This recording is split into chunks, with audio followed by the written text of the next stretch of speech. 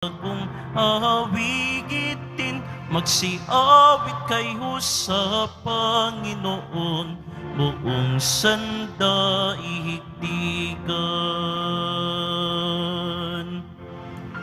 Sa ngalan ng Ama at ng Anak at ng Espiritu Santo. Amen. Sumainyo ang Panginoon. At sumayo rin. Aminin natin ang ating mga kasalanan upang tayo ay maging marapat gumanap sa banal na pagdiriwang. Panginoong Jesus, binigyan mo kami ng bagong buhay. Panginoon, kaawaan mo kami. Panginoon, kaawaan mo kami.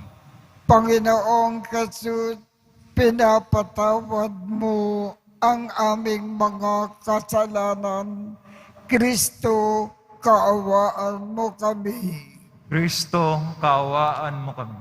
Panginoong Jesus, binabahagi mo sa amin ang iyong katawan at dugo sa Eucharistia. Panginoon, kaawaan mo kami. Panginoon, kaawaan mo kami. Kaawaan tayo ng Diyos Amang makapangyarihan.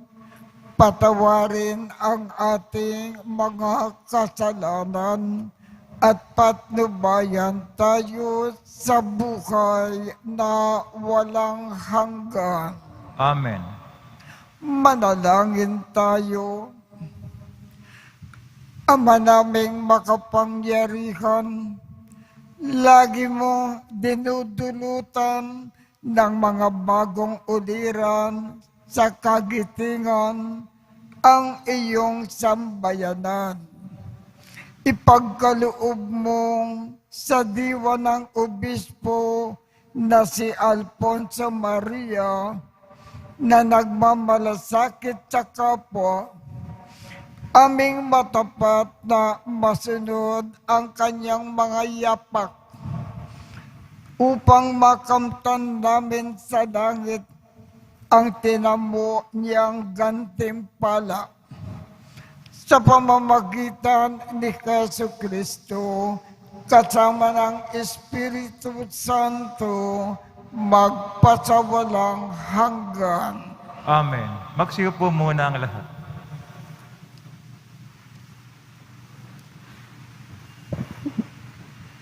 Pagbasa mula sa aklat ni Propeta Jeremias. Nang taong din yon, nang ikalimang buwan, nang ikaapat na taon ng paghahari ni Sedekias sa Huda, si Jeremias ay kinausap ni Ananias, anak ni Propeta Azur ng Gabaon. Sila nooy nasa patio ng templo. Sa harapan ng mga saserdote at ng mga tao, ang sabi ni Ananias, "Ito ang sabi ng Panginoon, ang Diyos ng Israel. Winakasan ko na ang kapangyarihan ng hari sa Babylonia. Sa loob ng 2 taon, ay ibabalik ko sa templong ito ang lahat ng kagamitan na kinuha ni Haring Nabucodonosor at dinala sa Babylonia.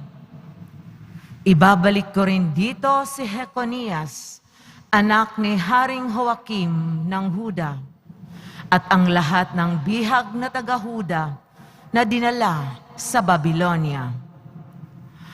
Aalisin ko na kayo sa ilalim ng kapangyarihan ng Babylonia."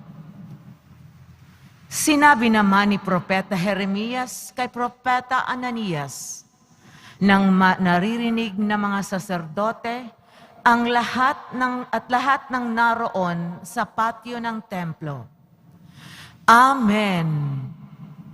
Ganyan nga sana ang gawin ng Panginoon. Magkatotoo nawa ang ipinahayag mo. Mapabalik sana rito mula sa Babylonia ang lahat ng kagamitan sa templo at ang lahat ng dinala roong bihag. Ngunit pakinggan ninyo ang sasabihin ko sa inyong lahat. Ang mga propetang nauna sa atin ay nagpahayag na magkakaroon ng digmaan, taggutom at salot sa maraming bansa at tanyag na mga kaharian. Kung magkakatotoo ang pahayag ng isang propeta, naiiral ang kapayapaan, saka lamang natin malalamang ang Panginoon nga ang nagsugo sa Kanya. Pagkarinig niyon, kinuha ni Propeta Ananias ang pamatok na nasa batok ni Jeremias at binali. Pagkatapos, sinabi niya sa lahat ng naroroon, sinasabi ng Panginoon na ganito ang gagawin niya sa mga pamatok na inilagay ni Haring Nabucodonosor sa lahat ng bansa. At ito'y gagawin niya sa loob ng 2 taon. At umalis si Propeta Jeremias.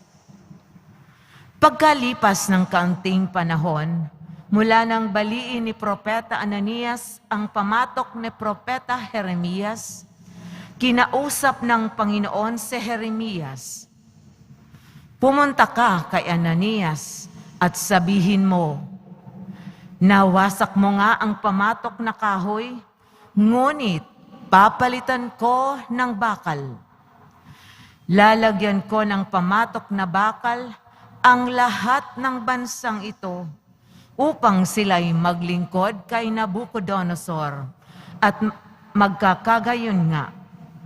Siya'y paglilingkuran nila sapagkat ipinailalim ko sa kanya pati ang mga hayop sa parang.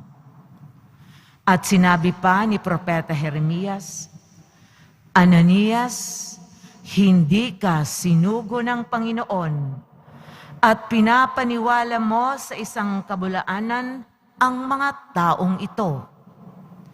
Kaya't ang sabi ng Panginoon, ikaw ay mawawala sa daigdig na ito. Mamamatay ka sa taon ding ito sapagkat tinuruan mo ang bayan na maghimagsik laban sa Panginoon. At nang 7 buwan nga ng taong iyon, si Propeta Ananias ay namatay. Ang salita ng Diyos. Salamat sa Diyos. Poon, ituro mo sa akin ang utos mo upang sundin. Poon, ituro mo sa akin ang utos mo upang sundin. Sa landas na di matuwid, huwag mo akong babayaan. Pagkat ikaw ang mabuti, ituro ang iyong aral. Poon, ituro mo sa akin ang utos mo upang sundin. Tulungan mong ihayag ko yaong tunay na balita. Yamang sa iyong kahatulan, lubos akong may tiwala. Poon, ituro mo sa akin ang utos mo upang sundin. Sa akin ay magsilapit, ang sayo ay may takot. Maging yaong mga tao na alam ang iyong utos. Poon, ituro mo sa akin ang utos mo upang sundin. Sana'y lubos kong masunod ng buo mong kautusan, upang hindi mapahiya't tamuhin ko ang tagumpay. Poon, ituro mo sa akin ang utos mo upang sundin. Nag-aabang ang masama upang ako ay mapatay, ngunit ako'y magbubulay sa bigay mong kautusan. Poon, ituro mo sa akin ang utos mo upang sundin. Hindi ako nagpabaya sa utos mo at tuntunin, pagkat ikaw ang guro ko na nagturo ng aralin. Poon, ituro mo sa akin ang utos mo upang sundin. Magsitayo na po ang lahat.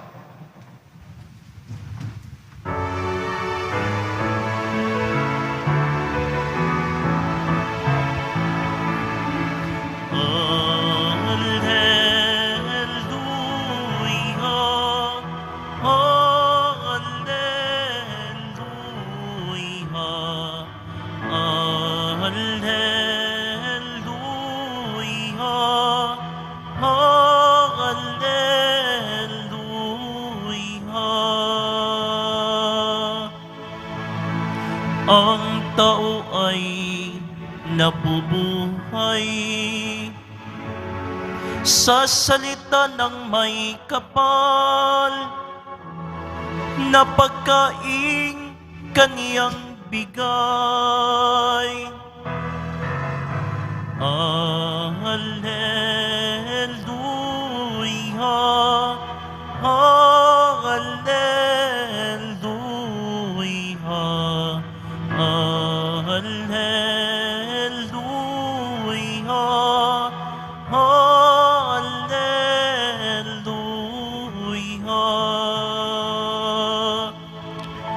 Sumainyo ang Panginoon. At sumayo rin. Ang mabuting balita ng Panginoon ayon kay San Mateo. Papuri sa iyo, Panginoon.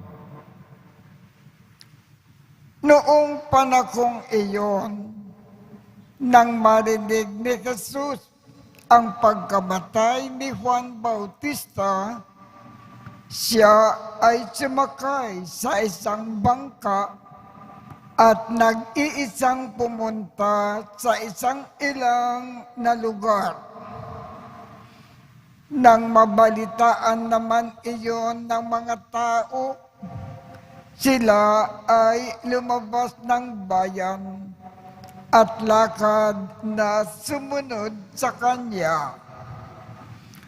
Paglunsad ni Jesus sa dalampasigan, nakita niya ang napakaraming taong yaon.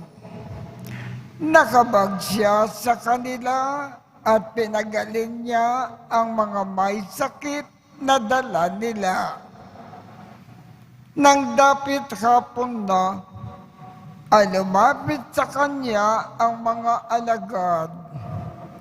Sinabi nila, ilang ang puok na ito at malapit nang lumubog ang araw. Papuntahin na po ninyo sa mga nayon ang mga tao upang makabili ng kanilang makakain. Hindi na sila kailangang umalis pa, sabi ni Jesus. Kayo ang magbibigay sa kanila ng makakain. Sumagot sila, 5 po ang tinapay at 2 ang isda natin.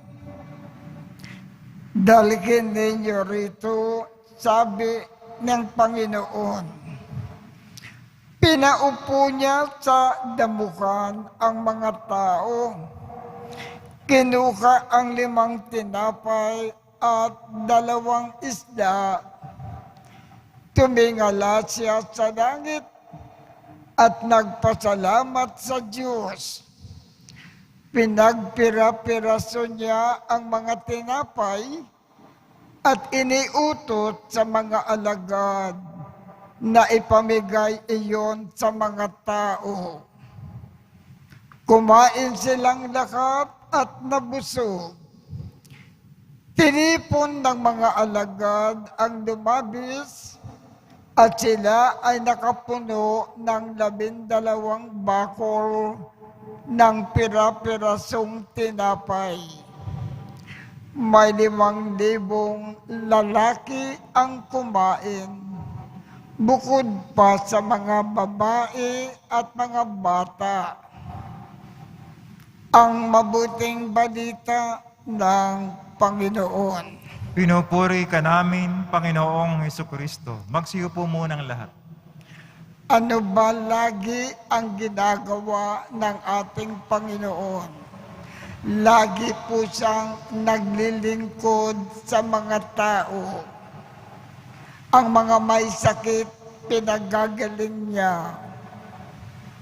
At dito sa ating ebanghelyo, nang makita niyang gutom na gutom ang mga tao, pinakain niyang silang lahat at binusog. Ang paalaala ng Panginoon sa atin, sa ating ebanghelyo. Tayo, mga Katoliko, sa kasalukuyan, mga alagad ng Panginoon. Kung ano ang ginagawa ng Panginoon, tayong mga alagad niya, gawin din natin. Ang Panginoon laging naglilingkod. Gawin din natin na at sa ating buhay, ang laging naglilingkod sa mga tao sa iba't ibang paraan.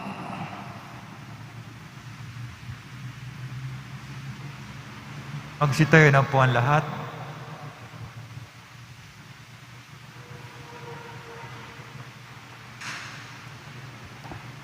Minamahal kong mga kapatid, natitipon tulad ng napakaraming tao sa ebanghelyo na nagugutom sa salita ng Diyos. Malalangin tayo ng may pananalig sa ating Amang nasa langit na hindi nagpapabaya sa kanyang bayan, sa kanilang pangangailangan. Ang ating tugon, ikaw ang aming tinapay, o Panginoon. Ikaw ang aming tinapay, o Panginoon. Ang simbahan sa buong mundo naway sumaksi sa salita at gawa sa pag-ibig at kalinga ng Diyos sa mga nangagugutom at nangangailangan. Manalangin tayo. Ikaw ang aming tinapay, o Panginoon. Ang mga leader ng mga bansa na may pinanghahawakang matatayog na posisyon at malawak na kapangyarihan, naway tumulong na maipamahagi ang kayamanan ng daigdig upang sa gayon wala ni isang bansa ang malagay sa panganib sa pagkakagutom. Manalangin tayo. Ikaw ang aming tinapay, o Panginoon. Bilang isang komunidad, tayo naway maging mga kapwa nababad sa pananalangin at maging laging handa sa pagbibigay ng ating panahon at karunungan sa pagtulong sa mga naghahanap ng kahulugan sa buhay. Manalangin tayo. Ikaw ang aming tinapay, o Panginoon. Ang mga may sakit at mga nagdurusa, naway makaranas na manatiling pag-ibig sa Diyos. Manalangin tayo. Ikaw ang aming tinapay, o Panginoon. Ang mga tapat na yumao, naway masiyahan ng walang maliw sa walang hanggang hapag sa kalangitan. Manalangin tayo. Ikaw ang aming tinapay, o Panginoon. Ama naming nasa langit, bigyang pansin kaming nangangailangan ng iyong habag. Punuin mo ang aming mga puso ng iyong pag-ibig at huwag mo kaming ipakintulot na mawalay sa iyo. Hinihiling namin ito sa pamamagitan ni Kristo na aming Panginoon. Amen. Magsiupo muna ang lahat.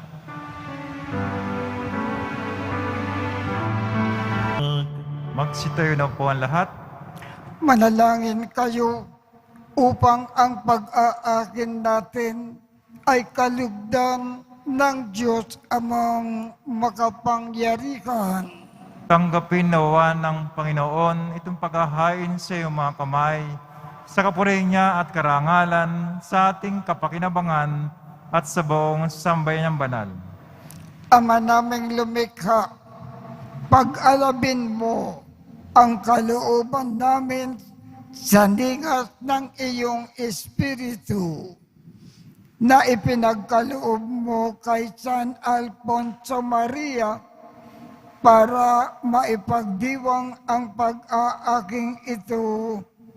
At sa pamamagitan nito, ikaw ay mahandugan ng sariling pamumukay bilang banal na alay. Sa pamamagitan ni Jesucristo, kasama ng Espiritu Santo, magpasawalang hanggan. Amen. Sumainyo ang Panginoon. At sumayo rin. Itaas sa Diyos ang inyong puso at diwa. Tinaas na namin sa Panginoon. Pasalamatan natin ang Panginoong ating Diyos. Marapat na siya ay pasalamatan.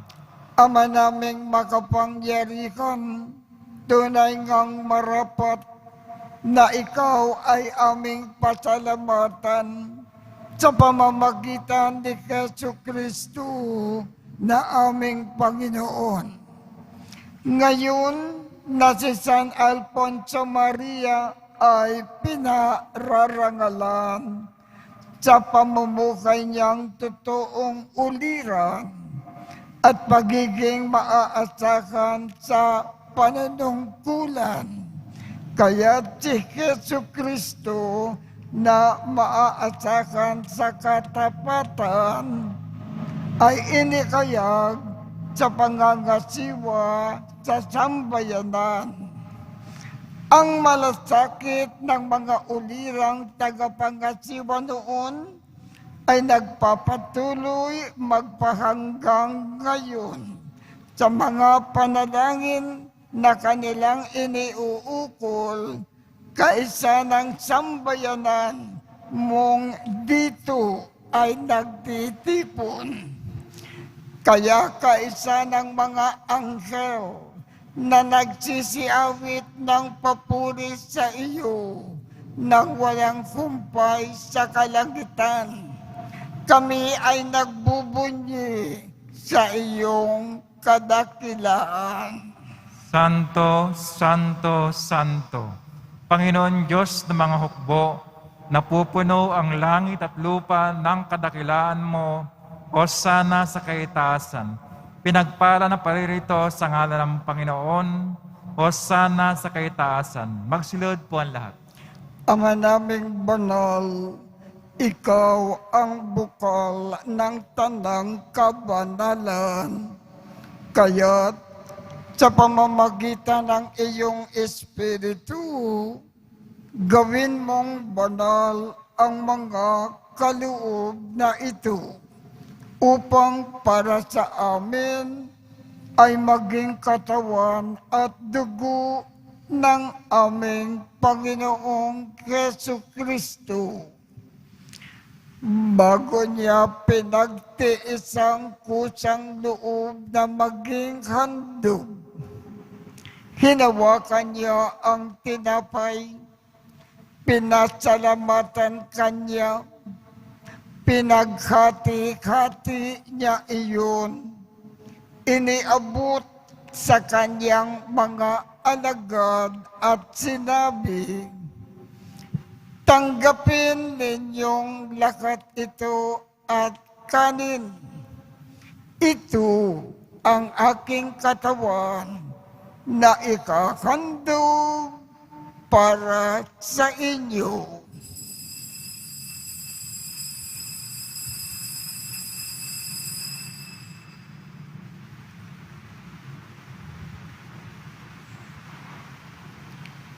Gayon din naman, noong matapos ang hapunan, hinawakan niya ang kalis, muli kanyang pinasalamatan, iniabot niya ang kalis sa kanyang mga alagad at sinabi, Tanggapin ninyong lakat ito at inumin. Ito ang kalis ng aking dugo, ng bago at walang hanggang tipan. Ang aking dugo na ibubukos para sa inyo at para sa lahat sa ikapagpapatawad ng mga kasalanan. Gawin ninyo ito sa pag-alaala sa akin.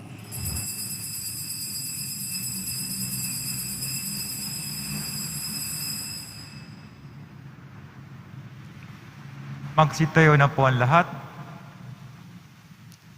Ipagbunyi natin ang misteryo ng pananampalataya. Kristo'y namatay, si Kristo'y nabuhay, si Kristo'y babalik sa wakas ng panahon. Ama, ginagawa namin ngayon ang pag-aalala sa pagkamatay at muling pagkabuhay ng iyong anak. Kaya iniaalay namin sa iyo ang tinapay na nagbibigay buhay at ang kalis na nagkakaloob ng kaligtasan. Kami ay nagpapasalamat dahil kami ay iyong minarapat na tumayo sa harap mo para maglingkod sa iyo. Isinasamo namin kaming magsasalo-salo sa katawan at dugo ni Kristo ay mabuklod sa pagkakaisa sa pamamagitan ng Espiritu Santo. Ama, lingapin mo ang iyong simbakang laganap sa buong daigdig. Puspusin mo kami sa pag-ibig, kaisa ni Francisco, aming Papa, Jose, aming Obispo, at ng Tanang Kaparian. Alalakanin mo rin ang mga kapatid naming nakimlay nang may pag-asa na sila ay muling mabubuhay. Gayon din ang lakat ng mga pumanaw. Kaawaan mo sila at patuloyin sa iyong kaliwanagan. Kaawaan mo at pagindapatin kaming lahat na makasalo sa iyong buhay na walang wakas. Kaisa ng mahal na Birhen Maria na ina ng Diyos, ng kabiyak ng puso niyang si San Jose, kaisa ng mga apostol at ng lahat ng mga banal na namukay dito sa daigdig ng kalugod-lugod sa iyo. Maipagdiwang nawa namin ang pagpupuri sa ikararangal mo sa pamamagitan ng iyong anak na aming Panginoong Jesucristo.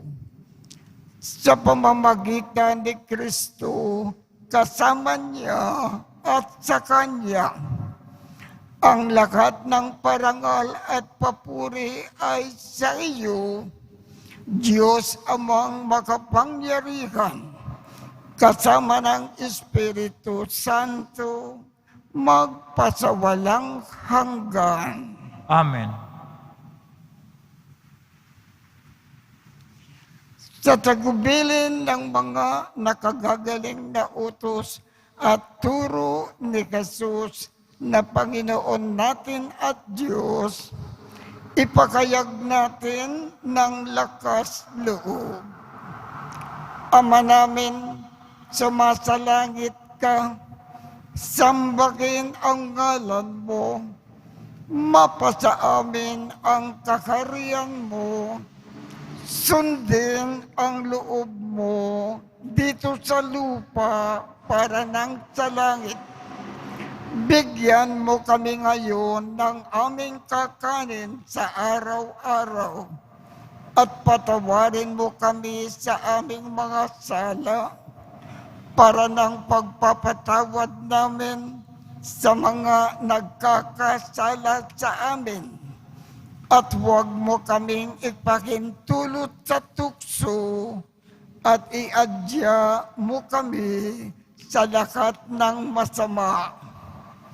Hinihiling namin, Ama, iadya mo kami sa lahat ng masama. Pagkalooban kami ng kapayapaan sa araw-araw. Iligtas sa kasalanan at ilayo sa lahat ng kapahamakan. Samantalang aming pinananabikan ang dakilang araw ng pagpapakayag ng tagapagligtas namin si Hesu Kristo. Sapagkat iyo ang kaharian at ang kapangyarihan, ang kapurihan magpakailanman. Amen. Panginoong Hesu Kristo, sinabi mo sa iyong mga apostol, kapayapaan ang iniiwan ko sa inyo. Ang aking kapayapaan ang ibinibigay ko sa inyo. Tungkayan mo ang aming pananampalataya at huwag ang aming mga pagkakasala. Pagkalooban mo kami ng kapayapaan at pagkakaisa ayon sa iyong kalooban, kasama ng Espiritu Santo, magpasawalang hanggan. Amen. Ang kapayapaan ng Panginoon ay laging sumainyo. At sumayo rin. Magbigayan tayo ng kapayapaan sa isa't isa.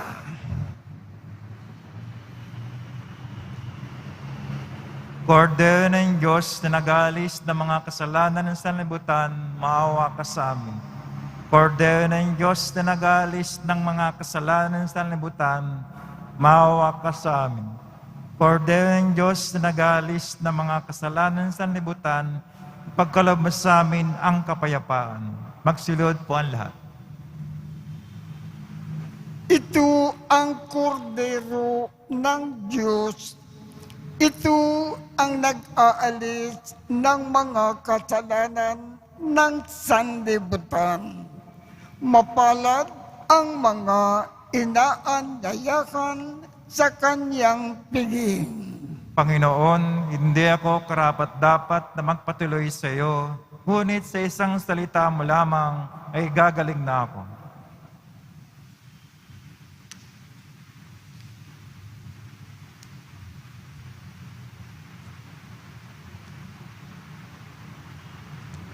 Ang katawan ni Kristo. Amen.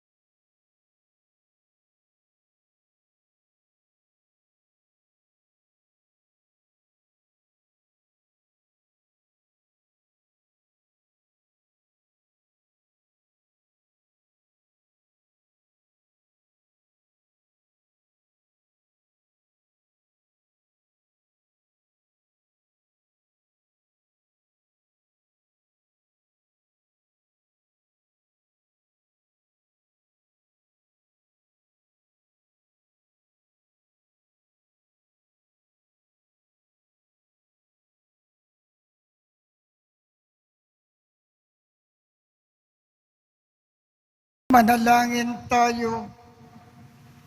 Ama naming mapagmahal, binigyan mo ng pagkakataon si San Alfonso Maria para matapat na gumanap at maglakad ng pag-aakin ng pakikinabang. Lagi nawa naming tanggapin ito. Sa pagtanggap namin ay tumanaw kami ng utang na loob sa iyo. Sa pamamagitan ni Jesu Kristo, kasama ng Espiritu Santo, magpasawalang hanggan. Amen. Sumainyo ang Panginoon At sumayo rin. at pagpalain kayong lahat ng makapangyarihang Diyos, Ama, Anak, at Espiritu Santo. Amen. Tapos na po ang misa. Humayo tayong mapayapa. Salamat sa Diyos.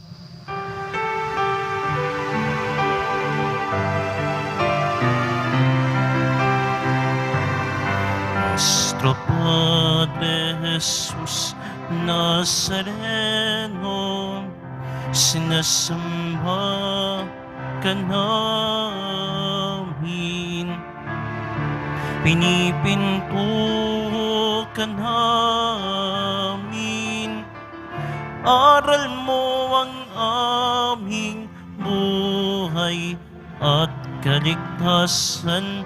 Nuestro Padre Jesus Nazareno, iligtas mo kami sa kasalanan. Ang krus mong kinamatayan ay sagisag ng aming kaligtasan. Nuestro Padre Jesus Nazareno, dinarangal ka namin. Nuestro Padre Jesus Nazareno, nilulwalhati ka